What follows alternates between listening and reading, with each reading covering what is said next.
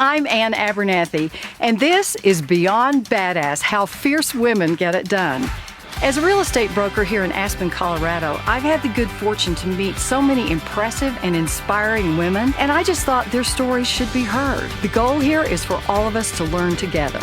Welcome to Beyond Badass, the podcast.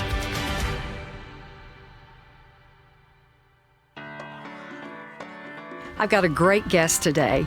But before we get to that, if you're thinking about selling your house and you want to be really badass about it, where do you begin? How about right here? This is today's Fast Fix. So create space in your house, particularly in your closets. Let's just talk about that. Go into your closet. If you have different kinds of hangers, take everything off the hangers. Order hangers. You can get them on Amazon, you get them Bed Bath & Beyond, wherever, and hang everything individually. No double hanging. Create space between each hanger. And another good idea is to put dust covers on all your clothes that you really care about and hang all those together. I love color coding. I think that's great. And one suggestion I just can't forget is watch Tidying Up. Watch Marie Kondo's wonderful show on Netflix. That'll help. That's today's Fast Fix. Joining me now is a lady who is beyond badass. She is a fierce woman getting it done and has reinvented herself in many ways here in the Roaring Fork Valley. Her name is Lady Fuller, which just has to really define her, that very strong, powerful name.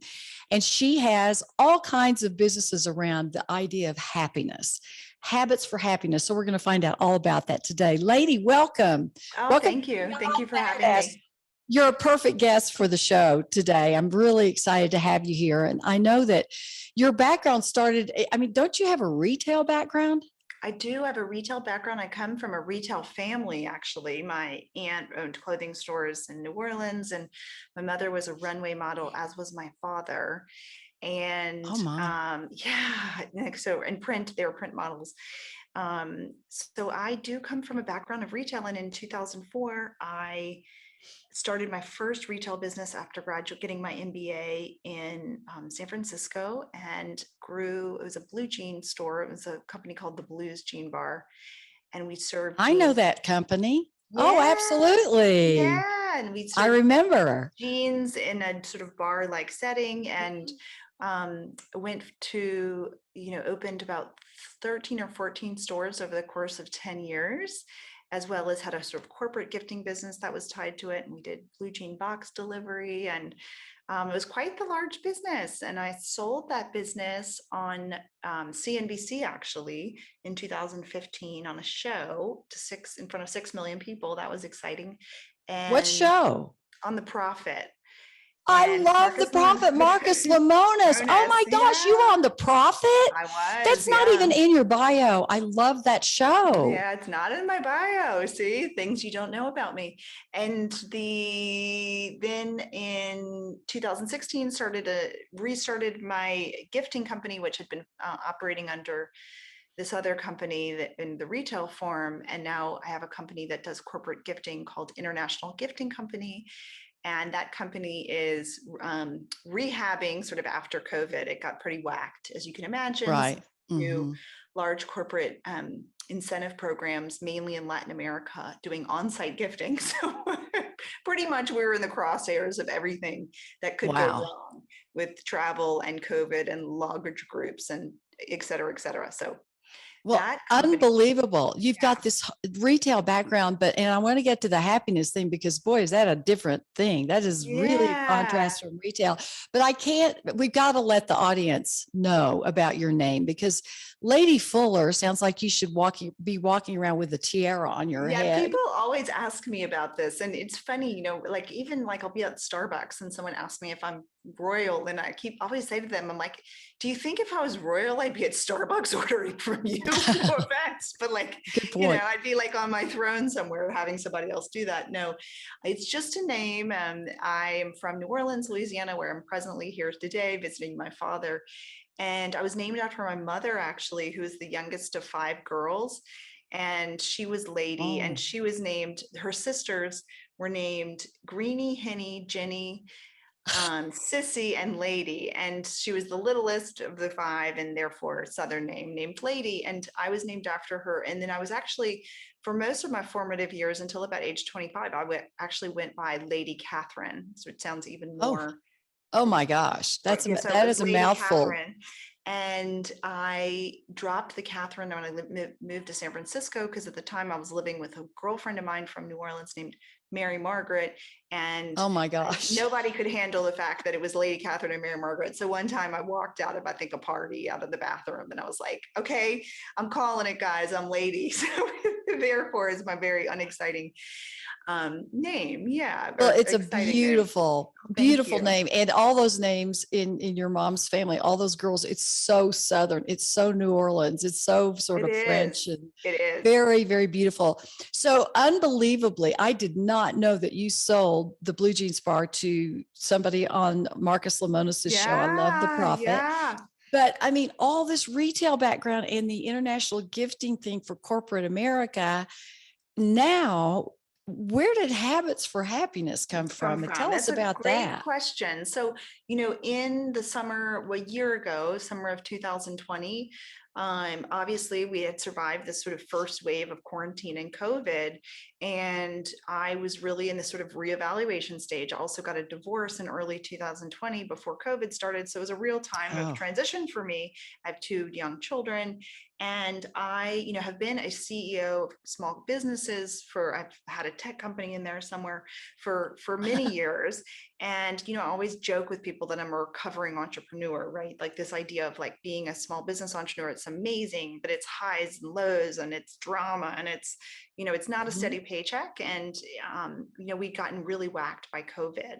And even though there was resources for us like the PPP and all of these things, and I've lived through 2008 with a pretty large business. I knew what these sort of extra forces were like, but I just kept thinking, it's time for me to, as sort of David Brooks, the pundit, always, has preached, to stand on my second mountain and find out what Ooh, makes me tick, right? If you like it, if you're a David Brooks fan.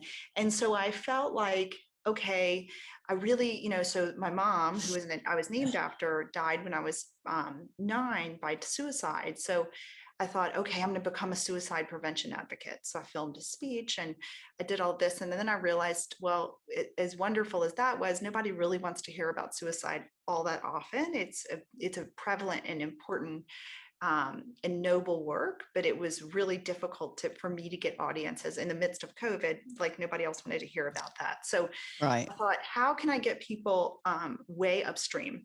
So I am on the Hope Center board in Aspen, of which Sandy, who's another guest on your show, Sandy is. Eigelhart was here, Yeah, and we've got a whole show with her, and we have suicide in common in our family. And I have to tell you, we talked a lot about the stigma, and you just described it, right? Nobody really yeah. wants to hear about it. So go on with your Yeah, so story. nobody really wanted to hear about it. And so I thought, okay, and how can I affect change? So I'm very Mhm. clear that my life purpose is to spread light, right? So I knew that I've had all these experiences as CEO. I have wisdom in me from, losing companies, selling companies, having failed companies, and all this life experience I've had. And I thought, how am I going to get people upstream from suicide and be able to approach that same subject in a different way that I can affect change every single day on the ground? And so I immediately thought, well, I'd always thought about becoming a coach, but why not? It's the middle of COVID, life's changed. I'm now single. All these things happened to me. Mhm. And we're in the middle of a pandemic. It's everybody's having this great realization. So I signed up for a coaching school, of which I'm still in a year and a half or so later. I'm getting a master's certificate in habit coaching, but I've gotten all these other life and health certificates, and taking business courses in coaching. And I just, over the course, they, really were trying to convince me, okay, what kind of coach do you want to be? Right. So I thought, oh gosh, well, I really resonated with the idea of happiness, because I came kind of obsessed with this idea of happiness over the past 5, 6 years of, trying to find it myself. Right. And Right. what I realized after years and years and years of looking for it is that it's not outside of us. I was taught, I grew up in New Orleans. I was surrounded by beautiful people, having runway model parents and beautiful things. And I was taught that if you work hard, work really hard, and you live in a big house and you have all the stuff you need and you have 2.5 kids and you marry the best looking guy in the room, that you will be happy. And I did actually all of those things. I found myself. Because we do what we're taught. We do Yeah. what's modeled before us, right? Yeah. I mean, and I did all those things, and I actually found myself in my early 40s quite unhappy, which led me into this sort of like whole road of discovery, right? And so I did so much research, trying to figure out what it was that was making me unhappy. And I stopped drinking. I really just looked at all my habits. I went through all this sort of metaphorical and physical and metaphysical change. And I really did a lot of reading, because reading is a huge habit and of happiness for me. And the most poignant thing before I became a coach that I settled on in my reading was that the ancients that have been telling us for thousands of years, whether you want to quote the Tao Te Ching or the Bible or whatnot, that happiness lies inside of us. And somehow between then and now, I don't know, society's gotten a lot noisier, and we've lost this ability to access that place inside of us where happiness exists and lives. And I thought, that's what I want to teach other people.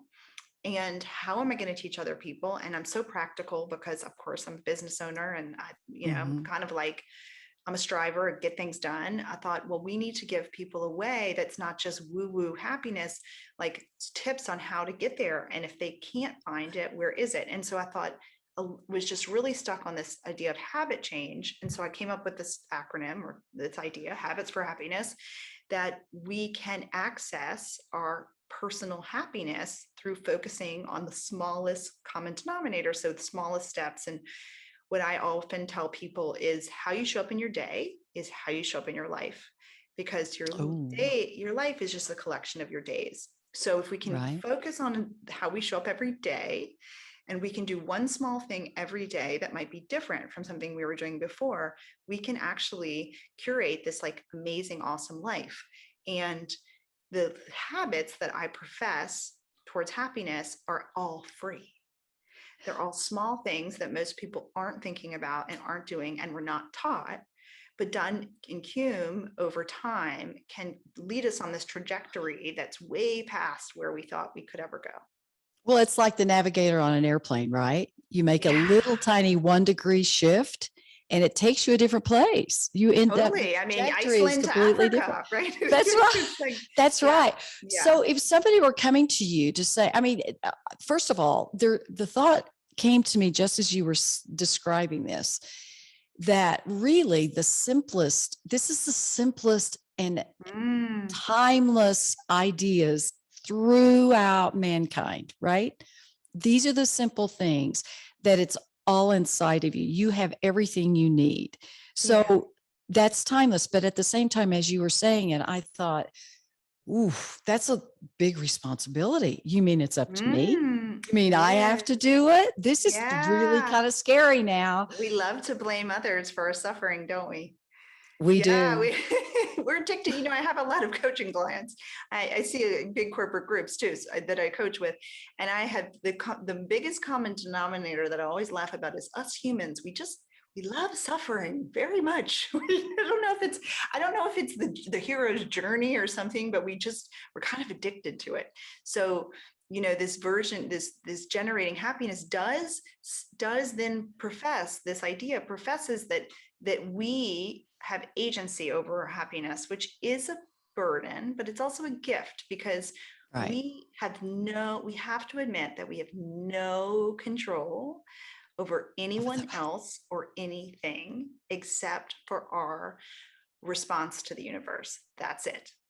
That's our responsibility, right? Yeah. I love wordplay. So that's our responsibility, is to respond to the world with grace and stand in our own truth, and to not react to it.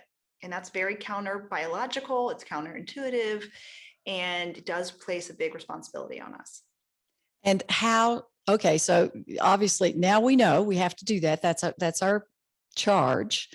that to get to happiness, it's inside us. We have to find it. We have to access it. We have to open up to it. But you have habits for that. Yeah, I So do. tell me how to do it. I mean, Yeah, so I mean, give me habit the change. skeleton, the Yeah, so I rundown. just interviewed for I have a radio show on Voice America, and I just interviewed Right. Gretchen Rubin this morning, and she's like my happiness guru and like hero. And she was talking about this idea that all of our habits are unique to us. So right, look, what works for me doesn't necessarily work for you. But there are some baseline categories that work for everyone, right? As human Great. beings, as animals. So I mean, a great place to start would be sleep. And most of us Oh, have pretty bad sleep habits. And how we have our sleep habits inside of the sort of overarching concept of sleep is unique to us, right? So, but most of us need a baseline of more than 5 hours of sleep. yes. How much sleep we need is dependent on the person, and how we get that is dependent on us. But most people in America, I can't speak for other countries, are walking around sleep deprived, very sleep deprived, and we're driving sleep deprived, and we're making mistakes at work sleep deprived. We're making mistakes about thoughts about our life, and it's setting us back years on taking years off our health, as well as creating a lot of drama and conflict in our life because we're just tired and we're not thinking with all of our cognitive behaviors. And people say, well, I don't have enough time to sleep. And my argument is you actually don't have enough time not to. Not to. That's Mm-hmm. the key. You've got to Mm. make that happen. The difference. And I really believe in little power naps too. I'm a huge napper. So yeah, I we're love little, twin but flames. I can't, don't, an hour is not good for me, but I can close my eyes. I can sit in a chair and close my eyes for 10 minutes and wake up like, okay, the day just Yeah. started all over again. Isn't that interesting? Yeah, it also like resets your nervous system, right? It gets us at baseline. It increases your overall ability to have REM sleep, which is really wonderful and detoxifying for our brains. And naps are great. Not great for everyone, but it is a great way to honor and get enough sleep. So the second habit I would say for everyone is hydration.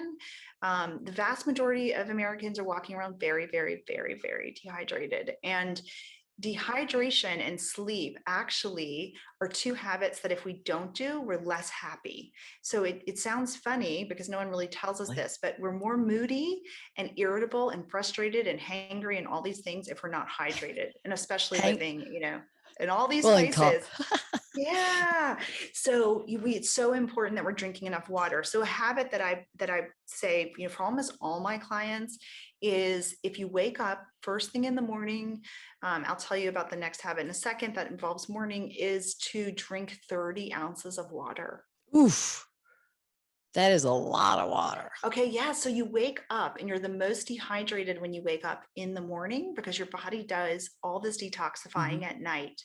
So think about a lot of us wake up and we have a habit of showering. So it's like an internal shower. It's like you're cleaning out your insides, you're replenishing. And just by doing that one habit of drinking the 30 ounces of water before you have coffee or tea or whatever and get your day started, you probably also move everything through your system. You will be happier because you're also halfway to depending on your weight. I don't know if you know this, that you have to drink, or supposed to drink half your body weight now Right. of water a day. So you're halfway to, or I'm halfway in that case to my water goal for the day. Wow, that's a lot. 30 ounces of water is like, ooh, it's like that's a large Nalgene, right? So if you live right, in the right. mountains with the big top, and I just put a Sure. straw in it and I just drink it, and you actually don't realize how thirsty you are in the morning. So it's not that hard. Great. Okay, I'm in. Yeah. That's my next thing. What's number 3? Number 3 is movement. I think that most of us don't move enough.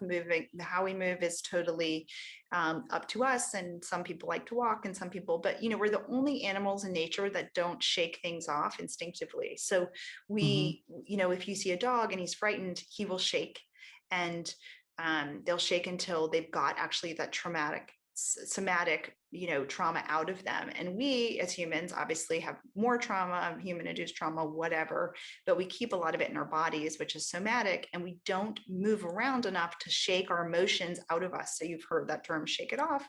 So movement is actually good for your brain, and it allows us to be more creative. So you'll hear a lot of people talking about these walking meetings people are doing because they can think better. I have my clients walk when I talk with them a lot of the time so that they are sort of focused on just moving their bodies. I often tell people say, I have to sit at my desk, I have to return these emails. And I said, actually walking or moving is better for your work than sitting at your desk. You can probably It solve a really is. problem, even if it's not just because of the calorie, sort of deficit Right. you're creating. You also are creating such good energy and space in your brain for new ideas to come in. And those new ideas could solve a problem that would save you 3 years of sitting at your desk at work. This is top of my list. The whole thing of shake it off and clear your head.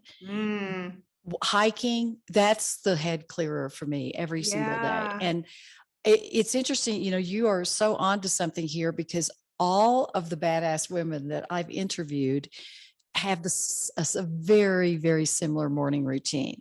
The ones who are That was what accomplishing I the was going to say most. next. Morning routine. That was Right. Morning habit. routine. Right. But everybody moves first. I mean, not everybody's drinking 30 ounces of water first, but yes. Okay. Morning routine. Morning Let's do routine that. would be the next habit that I would say universally works for most everyone. And I'm not saying the morning routine has to be X, Y, and Z. I prescribe to Hal Elrod's Miracle Morning. It's a beautiful film on Amazon Prime. If anybody wants to watch it, he has like 10 bazillion books too. And he says that we should do silence, affirmations, visualization, exercise, reading, and journaling every morning, which is a lot. But I think if you're only going to do 2 things in the morning, the first thing is, this is to sit in silence for 10 minutes. And that could be meditating, but it could be sitting by the window. And so I think that it's important for circadian rhythms, which is like all this new data is coming out about our circadian rhythms and how important they are, that we realize that the presence of light is really important to getting our day started. We are like flowers, we bud and Need then to open up. Yes. And so I think that sitting in silence for 10 minutes, 97% of Americans look at their phone within 1 minute of waking. And I don't think the phone actually should be in the bedroom at all. And I would say that looking at your phone within 1 minute of waking, I often joke, is asking a lot of people to come into your bedroom before you have your clothes on. So That's it's great. really not good for your brain, right? No. It's really not good for your brain. So don't look at social media or your phone with, no one's going to tell you won the lottery on your cell phone. It's never good news. So they're going to show up at your front door with one of those big checks. Right. But anyway, so don't look at your phone and sit in silence, drink your water during your silence, but have that 10 minutes to create a window of space between yourself and the day, right? So we only get one chance every morning to set the tone for our day. And if our entire life is just a collection of our days, then we get this chance to set the tone for our lives. And if we want to be in not reactive mode, then we need to be in a place where we have grounding silence in the beginning. And so this is probably one of the most important habits, I would say, that really makes people overarching. And I can use my clients as my sample. They all say that this specific habit makes them feel more content in their overall lives. This makes so much sense to me. And for me, it would be, I don't know how many habits you have, but this would be the most difficult thing for me to do. Yeah, you should try it and let me know how it goes. Oh, no, I'm totally going to try. I have to try it now, right? I can't not try. But the thing is, like 10 minutes is not that long. You set a timer, preferably not on your phone. I have people use like a kitchen timer because we want to leave the phone in the bathroom. But the 10 minutes, it is the difference between having a frenetic, stressful day and having a day that flows. And how do you do that with 2 little kids? Well, you just wake up 10 minutes before they do. Right. That's what, that's when the best work can get done. Yeah. I mean, when my kids were small. Yeah. And we're already in so when we wake up, I don't know if you've ever laid in bed I'm sure you have, when you wake up and you're not fully awake yet, you're in what's called an that's how I say this wrong, agnostic state. And this state is sort of half awake, half asleep. And we're very connected in that space to whatever is greater. So our creative self, whatever it is, we download a lot of good ideas during that time. Silence is just an extension of that, because that is where your intuition, your voice of wisdom, all of the solutions to all of your problems, it is in that space. So you Well, want to I stay love that connected. space because I think that space tells you if you listen to it. That's like if you Mhm. can create that, this will be my challenge. But if you can create that, you can also then repeat it, right? Put Yeah. you in a creative So it puts you in a space. creative space. And so you can choose to sit longer, right? Like you're listening to your voice of wisdom, you're drinking your water, you're having a good time, you're solving the world's problems. But you get to choose. But it's really important that we honor our voice of wisdom and our voice of or intuition um, right then, because it is the best voice, but we cannot hear it in the craziness of our day. And yes, with practice and maybe with some napping, you could hear it more, but it is our greatest superpower. And And so if that we want to that hone listen, it, then we yeah, have to honor it I'm and sorry. give it some space. Yeah. Well, I need to give you some space, but I'm so excited about this because the voice inside your head, the instinct that says, ooh, that didn't, I don't think that felt right. We Ooh, have multiple voices. Just to clarify, one of the things that I work on with all my clients pretty much across the board is overthinking. And so we do a lot of parts work, which is where we take the voice in their head, the mean one, and we disassociate from them, right? They're not the voice in their head, the mean voice in their head. Like I always say, if you met your self-critic on the street, like you would like punch it in the face, like nobody, you wouldn't have a drink with it. It's horrible. It's totally mean to you. Like you wouldn't be friends with it.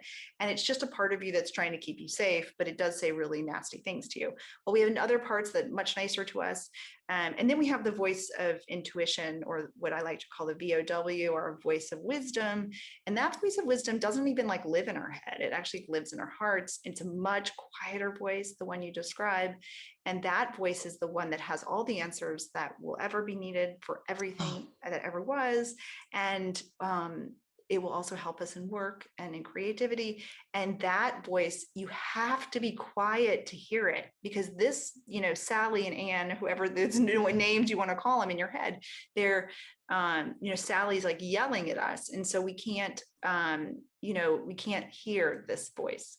And so we have to come up with strategies in our lives, and habits are one of them, where we can create enough silence to be able to hear it. I mean, like one of the things that I do is I don't watch TV. I like to read. And so I only have so much time in the day, but I, my intuition is my greatest superpower. And I think it is most people's, but I have to have a very quiet life so that I personally can access that place. And that's just the way I am wired. But, for me, it's important to protect that voice, because if I can't hear it, I mean, really like things start to go real offline quickly.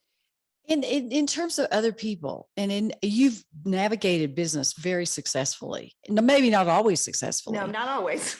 No, I've but navigated business. okay, then let me ask you this. This is just to your point.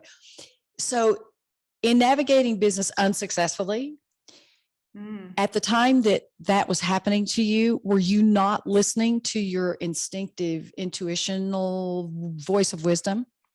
I think that, it's different times for different things. I mean, I have a much different approach in probably age, but I also have a much quieter life. And so when business things happen to me, I'm had a big business news with a lawsuit. It was, whatever, yesterday. And this is just something that happens in business. And I was laughing to a friend that, the 10 years ago me would have reactive and the world's ending and drama.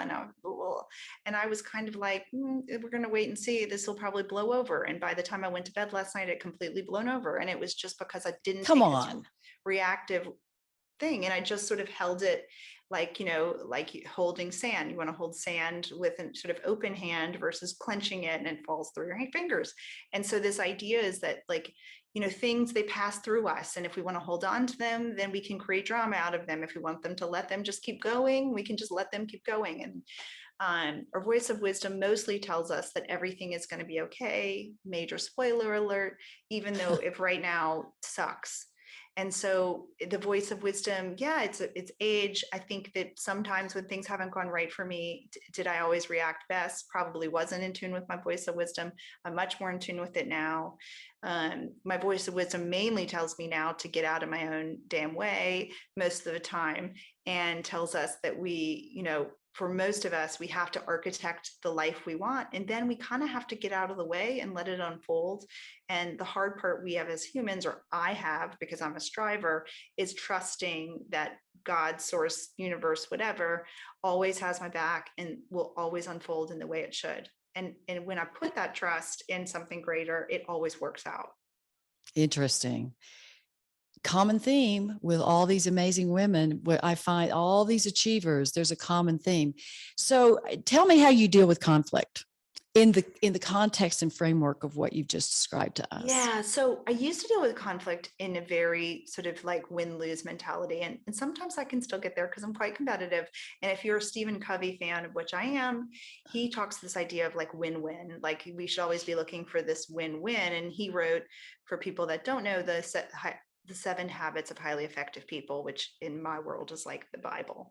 But he talks about that we can always find a win-win, and we're kind of always looking for win-lose. And so the win-lose ends up being a lose-lose for both parties, because even though somebody wins, there's like this ensuing bloodbath and there's always a win-win. So what I do in my coaching, and I tell people this, and this is a really great tool for listeners, is that I tell everyone, look, you are on your map. Right. So your map of the world, like think of the life game board, like, the life game that's, with the guy going in the car with the little pins that Right. your children or whatever. So you have your life game board, and on your life game board, it's all the people, the things, experiences, people you've encountered, trauma, everything in your journey is on your game board, right? No one else has your map. Your map is unique to you, and you're standing on your map looking out at the rest of the world from your map. So everything you see is in context of your map. Now, everyone else has their own unique individual map. So they're standing on their maps, looking at you through their maps. Now, what gets us into trouble as human beings is we have this idea that everyone should live on our map and see everything from our map's perspective. Well, they can't, because it's impossible. They live on their map. They live on their life board. And so if we can understand conflict from this place that I'm on my map, you're on your map, like how can we bridge and how can we find a win-win between your map and my map so that we both win? And I think that's a different way of dealing with it, because it's not that your perspective is wrong, it's just different. No, it is different. So how do you teach language skills for crucial conversations? The thing I would just say is, like, and you may know this, I don't know if you've read that wonderful book, Fierce Conversations, but they talk a lot about this idea of always saying and, no buts. And this idea, and what I teach mainly, especially in relationship conflict, is that we have to say everything from I. So you live on your map. You can only speak about your map. You can't talk about their map. You never lived on their map. You don't have any idea what their map's like. And to assume that you do is an assumption, and it's wrong. That is wrong, because you can't live there. You haven't. And they can't assume that you can't assume that they know what your map's like either. So we can only talk from our own experience. So when you approach conflict and you only use the words I, and you are incapable of using the words you, I tell them you have to take the word you and throw it out the window, then you will find a win-win. But it's really hard to do that when you use the word you, because it puts the other person into defense. They back up to the edge of their map and they're putting up, armor. So, and that's just human behavior. So we have to use the word I only. I know that you have a time restraint today, and I'm going to be respectful of that. I know you're trying to get on a plane. Is there any little tidbit that you think we should know that I haven't asked you that? Yeah. I think the one thing is that, we talked about this a little bit when we were pre-talking, but, this idea of like being happy all the time, I don't know if that even exists. So I think that it's really important that listeners know, like, it's normal to feel all your emotions, right? So we're going to be happy sometimes, we're going to be sad sometimes, but the goal is not to be happier all the time. The goal is to be less bothered by the external things that happen outside of us. Excellent. Because once we realize that peace is synonymous with unbothered, which is somehow synonymous, at least in my definition, everyone's definition is different, with feeling happy and joyful and content and not having a storm raging inside of us, then I think then we have sort of achieved what we're here to achieve. And I think the way that we do that is by creating our own weather. So if we Oh, brava. Yeah. So if we create our own weather through our own habits, then one fun tidbit is other people want to be around us because we've got good weather. But then we also don't need to be anywhere else because Right. we don't need to travel somewhere else where the weather's better. Like here in this, chair where I'm sitting, the weather's pretty good. I think this is fantastic. I love your habits. I'd love to hear all of them. I'm sure there are many, many more, There but are. I can't let you go without a quote. Do you have a favorite quote? Oh, I just always say I sign off my radio show every Friday by saying the road to happiness is paved with healthy habits. Oh, that's fantastic. Well, listen, I hope that you enjoy your dad and you have a great, Okay. you've had a great trip there. I can't thank you enough for joining us Oh, today. I know this was a real time crunch. You were talking to somebody in Africa before you talked to me. yeah. And No, spreading I, light all over the globe here. it's inspirational what you're doing. And I'd love to hear more. Where can people find you? Yeah, so you can find me on habits, the number 4 happiness.com. You can also check out more of my projects on ladyfuller.com, FULLER. And yeah, feel free to shoot me an email, lady@ladyfuller.com, or reach out, check out my work. And you can always listen to me on Fridays on Voice America at 8 a.m. live every Friday. Well, you're fantastic at it. Thank you for doing this. I'm so Thanks. excited that we finally connected, lady. And Yeah, I'll thank you, see you Ann. back home. Yeah, I hope. yeah. So bye everyone. Thank you so much. Bye. Hey everybody, thanks for joining us today. If you haven't subscribed, please hit the subscribe button and also that little bell icon next to it. That way you'll get notifications when a new episode drops. And I'd love it if you'd follow me at Inside Aspen on Twitter and Instagram and Facebook, and then the website's insideaspen.com. I'm Ann Abernethy. See you next time.